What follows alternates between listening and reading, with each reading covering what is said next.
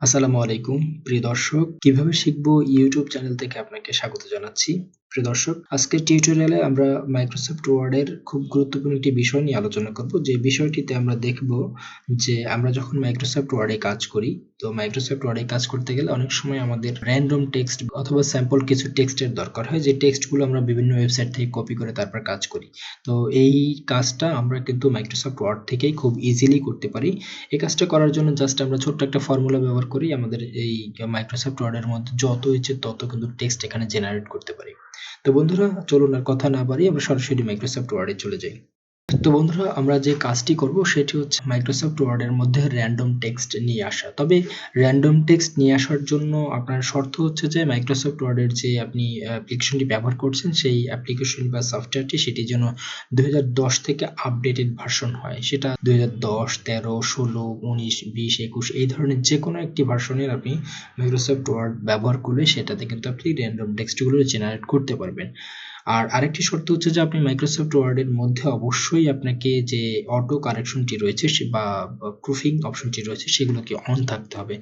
যদি আপনার মাইক্রোসফট ওয়ার্ডের মধ্যে অটো কারেকশন বা প্রুফিংটা অফ থাকে তাহলে কিন্তু আপনি এই র্যান্ডম টেক্সটগুলো নিয়ে আসতে পারবেন না। সুতরাং এই জন্য অবশ্যই আপনাকে মাইক্রোসফট ওয়ার্ডের যে প্রুফিং অপশনটি সেটি চালু রাখতে হবে। তো বন্ধুরা, আমরা টেক্সটগুলো কিভাবে নিয়ে আসবো? আমরা মাইক্রোসফট ওয়ার্ড ওপেন করলাম। ওয়ার্ড ওপেন করার পরে আমরা এখানে ছোট্ট একটি ফর্মুলা লিখব। ফর্মুলাটি হচ্ছে মাইক্রোসফট ওয়ার্ডের মধ্যে প্রথমে ইজ ইকুয়াল সাইনকে কল করব। কল করার পরে আমরা এখানে জাস্ট লিখব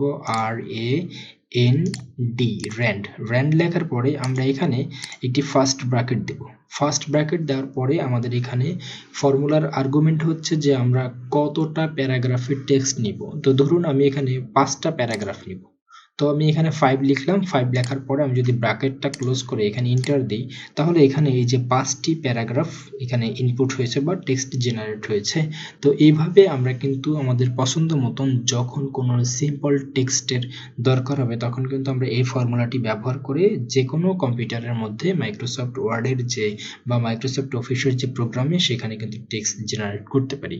তবে শর্ত হচ্ছে দুটো। একটা হচ্ছে যে আপনার অবশ্যই আপনার মাইক্রোসফট অফিসের যে প্রোগ্রামটি বা সফটওয়্যারটি সেটি 2010 থেকে আপডেটেড হতে হবে। আর আপনার কম্পিউটারে অবশ্যই অটো কারেকশন বা প্রুফিংটা অন রাখতে হবে। তো আশা করি বন্ধুরা আজকের ভিডিওটি আপনার ভালো লেগেছে। যদি এই ভিডিওটি ভালো লেগে থাকে এবং আপনি যদি এই ভিডিওটি দেখে উপকৃত হয়ে থাকেন তাহলে অবশ্যই এই ভিডিওটিতে একটি লাইক দিবেন। আপনার সুন্দর একটি মতামত কমেন্ট বক্সে দিয়ে যাবেন। আর আপনি যদি আমার চ্যানেলে নতুন হয়ে থাকেন বরাবরের মতো বলবো চ্যানেলটিকে সাবস্ক্রাইব করে পাশে থাকা যে বেল আইকনটি রয়েছে সেটিকে অন করে দিবেন, যাতে করে পরবর্তীতে এরকম সুন্দর সুন্দর ভিডিও আপলোড করলে আপনি একটি নোটিফিকেশন পেয়ে যান।